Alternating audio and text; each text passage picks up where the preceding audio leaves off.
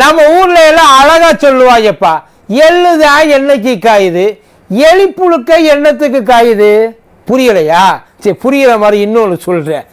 நாய் தான் பிஸ்கட்டுக்கு வாலாட்டுது, பேய் எதுக்கு பக்கத்தில் உட்காந்து தாளாட்டுது? புரியுதா? அதாவது பாஜக காரங்க பட்ஜெட்டை பற்றி பாசிட்டிவாக பேசுகிறேன் அப்படின்னு பைத்தியக்காரங்க மாதிரி பணாத்திக்கிட்டு இருப்பாங்க.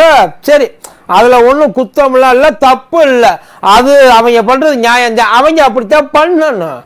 ஆனால் பாமகலேருந்து லைட்டாக இல்லை, ஹெவியாகவே ஒரு ஸ்மெல்லு வருது. என்னன்னு எட்டி பார்த்தா நம்ம குட்டி டாக்டரு இந்த பிங்கி எப்போ சங்கியாக மாறுச்சு. இல்லைப்பா, ஒரு டவுட்டு இருக்கும்ல. இதனால யாரும் அவரை வந்து சந்தேகத்தோடு பார்க்கல, ஆச்சரியமாக பார்க்குறாங்க. எப்படி இந்த ஹேப்பனிங் நடந்துச்சு? அதான் கூட்டணியில் தானே சேர்றதா சொன்னாங்க, கூட்டத்தோடையே சேர்ந்துட்டாப்புல போலையே. அதாவது சண்டி குதிரைன்னு இத்தனை நாளாக நம்ம நினச்சிக்கிட்டு இருந்தது, அது சங்கி குதிரையாக மாறி ரொம்ப நாள் ஆச்சு. மாங்கா இஸ் ஸ்டில் மாங்கா அப்படின்றத ப்ரூவ் பண்ணியிருக்காரு. பார்த்துருவோமா? லைகா புரொடக்ஷன் சுபாஸ்கரன் தயாரிப்பில் கமலஹாசன் சங்கர் கூட்டணியில் இந்தியன் 2 வெற்றி நடை போடுகிறது.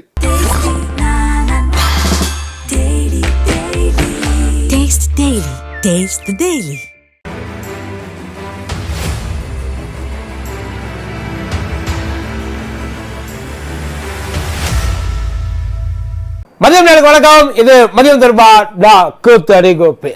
என்ன டாக்டரே, நாட்டாமைக்கு போட்டியா கிளம்பிட்டிய பிள்ளைய? ஆனா சும்மா சொல்லக்கூடாது, நாட்டாம கூட நண்டு மாதிரி நடந்துதான் போனாரு. ஆனா இவர் பறந்துல போறாப்புல. எப்படி நாட்டாமைக்கு நடுராத்திரி ஒரு 3 மணியோ 2 மணி நினைக்கிறேன், தூக்கம் வராம பிறண்டு பக்கத்துல அந்நியாரை எழுப்பி ஐடியா கேட்டாரோ, அதே மாதிரியே டாக்டருக்கும் ஏதோ ஒரு சம்பவம் நடந்திருக்க மாதிரியே தோணுது. ஏன்னா கெட்டப்பை மாத்தினா மட்டும் பத்தாது, கேரக்டரையும் மாத்தினா இவர் வாழ்றாப்புல. அந்த கேரக்டரோட கூடிய சீக்கிரம் ஒட்டு மொத்தமா கூட்டிட்டு போயிட்டு பொட்டி படுக்கையெல்லாம் எடுத்துக்கிட்டு ஐக்கியம் ஆயிடுவாப்புல நினைக்கிறான். இது வரைக்கும் பாஜக கூட்டணி வச்சு பிரிச்சு தானே பார்த்துருப்பீங்க, குடும்பத்தை வச்சு பிரிச்சு விளையாண்டு பார்த்தது இல்லையே. நல்லா மேய போறாங்க. அநேகமா தொட்டி டாக்டர் நம்ம குட்டி டாக்டர் ஒருத்தருக்கு ஒருத்தர் நல்லா முட்டி பார்க்கறது மட்டும் நான் தெரியுது, அதுக்காகத்தான் வெயிட் பண்ணிட்டு இருக்காங்க. ஏன்னா ஆனால் இதுக்கு முன்னாடி இல்லையாப்பான்னு கேட்காதீங்க. ஆரம்பத்துலேருந்து அரசல் புரசலா பெரிய ஐயாவுக்கு சின்ன ஐயாவுக்கு இடையில சின்னதாக சலசலப்புகள்லாம் இருந்தது. ஐயா வேண்டான்னு சொன்னதாகவும், இவர் சின்ன ஐயா இல்லை இல்லை இதுதான் சரிப்பட்டு வரும், நீங்கள் எக்ஸ்பயர் ஆகிட்டீங்க, அது அரசியல்லேருந்து உங்களுக்கு அந்த கரண்ட் ட்ரெண்டில் நீங்கள் இல்லை, அதனால உங்களுக்கு எதுவும் தெரியாது, நான் சொல்கிறத கேளுங்க அப்படின்னு சொல்லிட்டு அதுக்கப்புறம் ஐயா ஒட்டு மொத்தமாக அந்த முடிவு எடுத்த மாதிரியும் தான் சொன்னாங்க. அதுக்கப்புறம் என்ன ஆச்சுன்னு தெரியல, ஒரு வழியாக இறங்கி சரி ரைட்டு நனைஞ்சாச்சு, இனிமேல் ஜான் நனைஞ்சா என்ன முளை நனைஞ்சா என்ன அப்படின்ற மாதிரி ஐயாவும் இறங்கி சின்ன ஐயாவுக்கு ஆதரவாக நிறைய வேலைகளையும் செஞ்சாப்புல. இப்போ அதுக்கான ரிசல்ட் என்ன வந்திருக்குன்னா, பட்ஜெட் ரிசல்ட் வந்துச்சு. அதுக்கான ரிசல்ட் ஏற்கனவே வச்சு பட்ஜெட்டு வந்திருக்கு. அந்த பட்ஜெட் வந்ததில் அத்தனை பேருக்குமே பச்சையாக தெரியுது, இவங்க தமிழ்நாடை வேணும்னே தள்ளி வச்சிருக்காங்கன்ட்டு. அதாவது அவங்க எப்படி நல்ல ஆனால் பழி வாங்கி நல்லா பழி வாங்கியிருக்காங்க. எப்படி பழி வாங்கணும்னு நம்ம இவங்ககிட்டே தான் கற்றுக்கணும்னாங்கள. அரசியல் வேற அரசாங்கம் வேறன்றதை பிரித்து பார்க்க தெரியாத அளவுக்கு புத்திசாலிகளை மேலே உட்கார்ந்துருக்காங்க அத்தனை பேர். அவங்க அந்த பதிலை இங்கே அதான் எப்போ அந்த பட்ஜெட்டில் தமிழ்நாடுன்ற பேர் வரலையோ அப்பயே இங்கேருந்தே வந்து சில தவளையெல்லாம் கத்த ஆரம்பிச்சிருச்சு. அது மாட்டுக்கு இஷ்டத்துக்கு கத்திட்டு கலைஞ்சின்னு வைங்கள, நீங்கள் போட்டிங்களா அவங்க போடுறதுக்கு, நீங்கள் செஞ்சீங்களா அவங்க செய்கிறதுக்கு, உங்களுக்கு எதுக்கு மேன் செய்யணும் அப்படின்ற மாதிரியே நிறைய வாய்ஸ் எல்லாம் வந்துச்சு. பட் அதெல்லாம் வந்து நமக்கு நல்லாவே தெரியும். ஏன்னா மண்டைக்கு மேலே ஏதாச்சும் இருந்தால் முதல்ல அங்கே அவங்களுக்கு ஏந்துக்கிட்டு போவாங்களா, இல்லை அவங்க செஞ்சதை ஏற்றுக்கிட்டு இங்கே உட்காந்து தான் கத்திக்கிட்டு கிடப்பாங்களா. அதனால அந்த பிறவிகளை நம்ம அதை பற்றி எதுவும் பெருசாக எடுத்துக்கலன்னு வைங்கள. அவங்க அப்படித்தான் இங்கே கூட்டணிக்காக கூட்டணி தர்மத்துக்காக என்னென்னமோ இது வரைக்கும் எவ்வளவோ அந்த டிசைனாக செஞ்சுருக்காங்கன்னு வைங்கள. அதுக்கான காரணத்தையும் சொல்லியிருக்காங்க. ஆனால் இன்னைக்கு ஐயா, அதை இன்னைக்குன்னா நேற்றுக்கு ஐயா வந்து அருமையான ஒரு பதிலை சொல்லியிருக்காரு. ஐயா அன்புமணி ராமதாஸ்கிட்ட போய் கேட்டிருக்காங்க, ஏன் சார் இந்த மாதிரி தமிழ்நாடு, ஏன்னா தமிழ்நாட்டில் அந்த பட்ஜெட்டில் வந்து தமிழ்நாடு நலன்தான் முக்கியம், தமிழ்நாடு மக்களோட நலனுக்காகத்தான் நாங்க இங்க இருக்கிறோம்.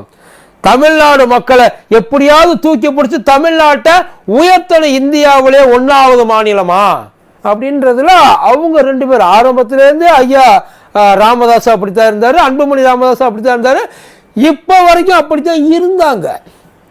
இப்போ இந்த கேள்வியை கேட்ட உடனே நான் உண்மையிலேயே என்ன பதில் எதிர்பார்த்தேன்னா, இவங்க போராடி வாங்கணும், 40 பேர் எதுக்கு இங்கே இருக்கிறாங்க, போராடணும், கேட்கணும், அதை தனியாக அவங்க வாங்கணும், இல்லாட்டி இந்த 40 பேர் இங்கே இருக்கிறதுக்கே அர்த்தம் இல்லை அப்படி சொல்லியிருந்தாருன்னா ஒரு நல்ல அரசியல்வாதி. அதே நேரத்தில் அவங்க இதை புறக்கணிச்சது தப்பு.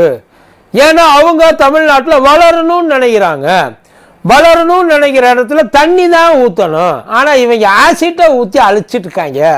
இது ஒரு தப்பான நடவடிக்கை, இந்த மாதிரிலாம் இறங்கக்கூடாது. உங்களுக்கு ஓட்டு போடலன்றதுனால இவங்க என்னமோ வேற கண்ட்ரியை சேர்ந்தவங்கலாம் நினச்சிடக்கூடாது, எல்லாரும் ஒரு கண்ட்ரி ஆளுங்க தான். அதுக்காக நன்றி மறக்கிறது நல்லது இல்லையா? ஏன்னா உங்களுக்கு சேர்த்து இங்கே ஓட்டெல்லாம் விழுந்துருக்கு, நீங்கள் வளர்ந்துருக்கீங்க, வாய் நிறைய சொல்லியிருக்காங்களே, வளர்ந்துருக்காங்க, பாஜக வளர்ந்துருக்கு, இவ்வளோ தூரம் இருக்குது, சப்போர்ட் இருக்குது, அப்படி வளர்கிற இடத்துல இன்னும் கொஞ்சம் பூஸ்டை கொடுக்கணும்ல. அவங்க பண்ணுறது ஒரு நல்ல அரசியல் கிடையாது, ஒரு தலைவர்களுக்கு இது நல்ல பண்பு கிடையாது அப்படின்னு அங்கேயும் தட்டி இங்கேயும் தட்டி இருந்தாங்கன்னா உண்மையிலே ஐயாவை எல்லாரும் தூக்கி கொண்டாடி இருப்போம், சத்தியமாக தூக்கி கொண்டாடி இருப்போம். ஏன்னா ஒரு சாதாரண மனுஷனுக்கு இருக்கிற மனசுக்குள்ள இருக்கிற ஒரு குமுறல், அவ்வளவுதான். என்னடா இப்படி விளையாண்டு சின்ன பிள்ளையாடா நீங்கள்லாம், இதுக்கெல்லாம் மாற்றி அடிச்சுக்கிட்டு இருப்பீங்க, இப்படி ஒருத்தனுக்கு ஒருத்தர் அடிச்சுக்கிட்டு இருந்தா அப்புறம் என்னதான் நடக்கும், எதுதான் உருப்படியாக இருக்கும்? இங்கே மக்களோட அவங்களோட போட்டி, மக்கள் அதாவது இவங்க திமுகவுக்கு அவங்க மக்கள் தான் ஓட்டு போட்டாங்களே தவிர திமுக யாரையும் கத்தி முனையில வச்சு மிரட்டலை. இங்கே ஒரு பேச்சுக்கு சொல்கிறேன், மக்கள் முடிவு பண்ணாங்க, அதுலேயும் ஒரு சில மக்கள் அவங்களுக்கு போட்டிருக்காங்க. ஏன் போட்டிங்கன்னா அவங்களுக்கு கேட்க முடியாது, இவங்களுக்கு போட்டவங்களுக்கெல்லாம் நாங்கள் எதுவும் செய்ய மாட்டோம்னா அங்கேருந்து யாரும் சொல்ல போகிறது தமிழ்நாட்டிலேருந்து, தமிழ்நாடு அரசாங்கத்திலேருந்து.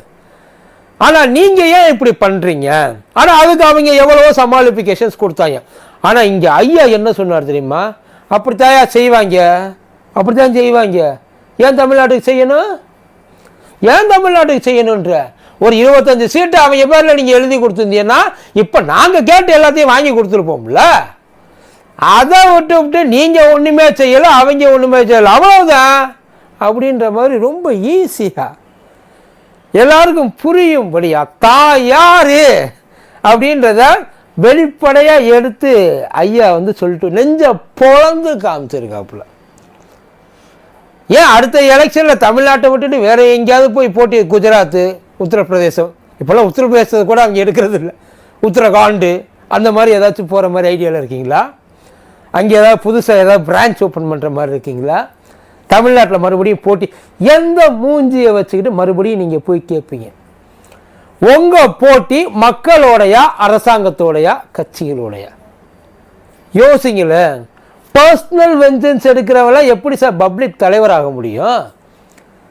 கொஞ்ச நாளைக்கு முன்னாடி ஐயா ராமதாஸ் ஐயா கேட்டிருந்தாரு, நாங்கள் என்ன தப்பு பண்ணோம்னே எங்களுக்கு தெரியலை, நாங்கள் மக்களுக்காகத்தான் உழைக்கிறோம், ஆனால் இருந்தாலும் ஏதோ ஒரு இடத்துல எங்களை மக்கள் ஏற்றுக்க மாட்டேன்றாங்க. அது ஏன் ஏற்றுக்க மாட்டேன்றாங்க? எங்களோட அந்த எண்ணம் அவங்களுக்கு புரிய மாட்டேங்குதா, இல்லை அவங்களுக்கு புரியும்படி நாங்கள் எதுவும் சொல்லலையா?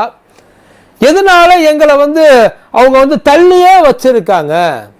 தலையில தூக்கி வச்சிருந்துருக்கலாமே, நல்லது தானே பண்ணுவோம். ஐயாவோடைய கேள்விக்கு ஐயாவோட பிள்ளையே பதில் சொல்லியிருக்காரு. மக்களுக்கு நீங்க புரிய வைக்க வேண்டிய அவசியம்லாம் இல்லைங்க, அவங்க ரொம்ப தெளிவா இருக்காங்க. அதுதான் இப்ப இங்க இருக்கிற பிரச்சனை. நீங்க மக்களை புரிஞ்சுக்கிட்டீங்களான்றதுதான் பிரச்சனை. எந்த அளவுக்கு மக்களை நீங்க புரிஞ்சு வச்சிருக்கீங்கன்றதும் பிரச்சனை. இத ஒரு பர்சனலா எடுத்து இங்க இருக்கிறவருக்கு உங்களுக்கு ஐயா அத்தனை பேரும் தமிழ்நாட்டில் இருக்க அத்தனை பேரும் பாஜகவை தவிர ஏன் அவங்களே நீங்க சொன்னீங்களே இந்த வார்த்தையை அவங்க சொல்லவே இல்லை. அவங்க சொல்லலைங்க, அவங்க பாலிஸ்டா சொல்லிட்டு போயிட்டாங்க, பட்டும் படாம சொல்லிட்டு போயிட்டாங்க. அதாவது ஒட்டியும் ஒட்டாம இருக்கிற மாதிரி ஒரு ஸ்டேஜ் இருக்கு இல்லையா, அந்த ஸ்டேஜில் சொல்லிட்டு போயிட்டாங்க. அந்த திட்டங்கள் தமிழ்நாட்டுக்கு எதுவும் திட்டங்கள் இல்லாமல் இல்லைங்க, என்டையர் இந்தியாவுக்கும் திட்டங்கள் அறிவிச்சிருக்காங்க. அந்த திட்டங்களுக்குள்ள தமிழ்நாடும் அடங்கும். அவங்க சொன்னது தமிழ்நாட்டுக்கு இல்லை. நாங்க ஏன் உனக்கு செய்யணுன்ற கேள்வியை அவங்க வாயிலேருந்து வரல, உங்க வாயிலேருந்து வருது. அதைத்தாங்க எங்களால் ஏற்றுக்க முடியல. ஐயா, நீங்க உங்க வீட்டுக்குள்ள நாட்டை நல்லா புரிஞ்சு வச்சுக்கிறது, வீட்டுக்குள்ள இருக்கிறவரை புரிஞ்சு வச்சிருக்கீங்களா? இல்ல அவரு உங்ககிட்ட இருந்து ஏதாவது புரிஞ்சு வச்சிருக்காரா? எங்களை புரிஞ்சு வச்சிருக்காரா? ஆனா இந்த பேச்சு, இந்த ஒரு பேச்சு போதும். ஆல்ரெடி தோட்டத்தில் இருக்க மாமரம் எல்லாம் கொஞ்சம் கொஞ்சமா தோப்பா உட்கார்ந்துருக்காங்க இல்லைங்களா, அந்த தோப்பு கொஞ்சம் கொஞ்சமா களைஞ்சு வெளியில போயிடும். அதுவாகவே போயிடும். என்னடா இப்படி அவங்க ஆளுங்க ஒன்றும் இல்லை. ஐயா ராஜ்யசபா எம்பியா இருக்காரு. அந்த ராஜ்யசபா எம்பியில் ஐயாவோட பர்ஃபார்மன்ஸ் ஷீட்ஸ் கொடுத்துருக்காங்க. இவர் எவ்வளவு தூரம் நாடாளுமன்றத்துக்கு போனார், அங்கே போயிட்டு எவ்வளவு ஆக்டிவாக இருந்தார், தொகுதி மக்களுக்கு இவர் எவ்வளவு பண்ணியிருக்காரு, அவரோட செயல்பாடுகள் நாடாளுமன்றத்தில் எப்படி இருக்கு, மக்கள் அவரோட நாடாளுமன்ற செயல்பாட்டுக்கு எவ்வளவு மதிப்பெண்கள், ப்ராக்ரஸ் கார்டு கொடுத்துருக்காங்க. உங்களை உள்ள கொண்டு போய் எம்பியா உட்கார வச்சதுக்கு நீங்க செஞ்சது என்ன கேட்கிறாங்க. இதுல உங்களை தப்பால 25 ஆசையா தான் இருக்கும், ஏமாற்றமா தான் இருக்கும், தப்பு இல்லை.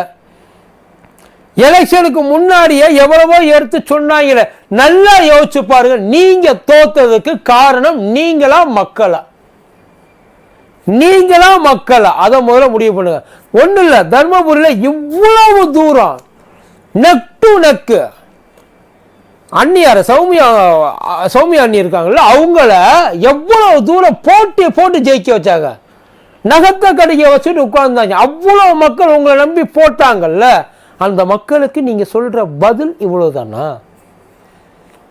அப்ப அந்த மக்களை நீங்க நினைச்சு பாக்குற அந்த மக்களுக்கு என்ன செய்யணும்? இதுக்குள்ள அந்த மக்களும் அடக்கமையா? எனக்கு நீ போடல, உங்களுக்கு போடலன்ற கணக்கே கிடையாது. ஈவன் இப்ப விக்கிற வண்டியில 50,000 வாக்குகள் நீங்க வாங்கியிருக்க இல்லையா, அந்த வாக்குக்கு என்ன பதில்? அவ்வளவு பேருக்கு என்ன பதில்? தர்மபுரியை விட்டுருங்க, தர்மபுரியை பத்தி கவலை இல்லை. இப்ப நடந்தது. அப்ப உங்களுக்கு ஓட்டு போட்டவன் அத்தனை பேரும் உங்களை பொறுத்த வரைக்கும் ஜஸ்ட் ஓட்டு போடுறவன் தான். ஜெயிச்சா மட்டும்தான் உங்களுக்கு அவங்க மக்கள், ஜெயிக்கல அப்படின்னா அவங்க உங்களுக்கு தொக்கு, அவ்வளவுதானே. உனக்கு எதுக்கு நான் பண்ண? என்ன மாதிரியான ஒரு மன நிலைமை இது? உங்களை நம்பி எப்படி இன்னும் கொஞ்சம் பேர் இதை பார்க்கிறவங்க என்ன நினைப்பாங்க உங்களை பத்தி? ஒன்றும் இல்லைப்பா, இந்த ஓபிசி மெடிக்கல் அந்த சீட் இருக்கு இல்லையா, அந்த ஓபிசி மெடிக்கல் ரிசர்வேஷன் சீட்டு, அதுக்காக நீங்க எவ்வளவு போராடுறீங்க? நமக்கு நீங்க அந்த ரிசர்வேஷனுக்காக எவ்வளவு போராடுறீங்க? ஒட்டுமொத்த ரிசர்வேஷனும் இந்தியாவிலே இருக்கக்கூடாது அப்படின்னு சொல்லி கங்கணம் கட்டிட்டு தெரியுற ஒரு ஆளோட தான் நீங்க கூட்டணி வச்சிருக்கீங்க. அது உங்களுக்கு தெரியுமா தெரியாதா? நீங்க பேசுற அத்தனைக்கும் சமூக நீதியா இருக்கட்டும், எதுவா வேணாலும் இருக்கட்டும், நீங்க பேசுறீங்க, இல்லைன்னு சொல்லல. கீழே இருக்க மக்களை மேல தூக்கிட்டு வரணும்னு எவ்வளவோ ஆசைப்படுறீங்க. ஆனா உங்க ஆசைகளுக்கு அப்படி ஆப்போசிட் ஆனவங்க அவங்க கூட உட்கார்றத பத்தி கூட தப்பு இல்லை. அது உங்களுடைய சூழ்நிலை, இது அரசியல், அதை பத்தி பேசவே வரல. ஆனா அது தேர்தலோட முடிஞ்சு ஓடிடணும்ல. தேர்தலுக்கு அப்புறமும் அவங்க கூட இருக்கிறப்போ எவ்வளவு மனசு சங்கடப்படுவாங்க அவங்க. உங்களுக்கு இருக்கிற நன்றி, நீங்க காட்டுற நன்றி இவ்வளவுதான் இல்லையா? உங்களுக்கு எதிர்த்து நீங்க வேண்டாம் நினைச்சு முடிவு பண்ணவங்க வேற, நீங்க வேணும் நினைச்சு முடிவு பண்ணணும் அதே குழிக்குள்ள தானே கிடக்குறான்.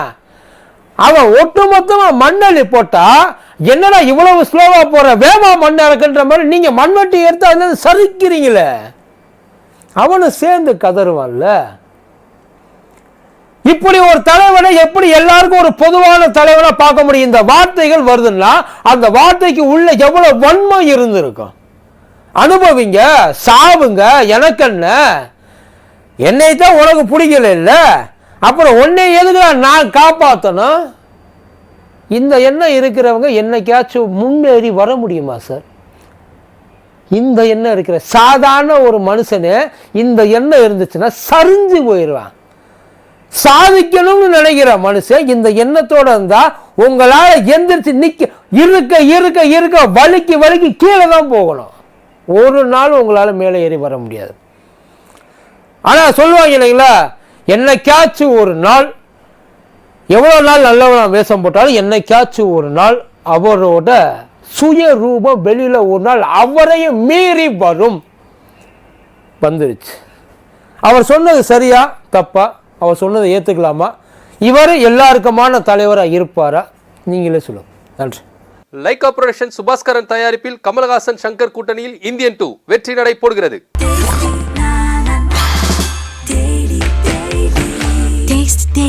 Taste the Daily.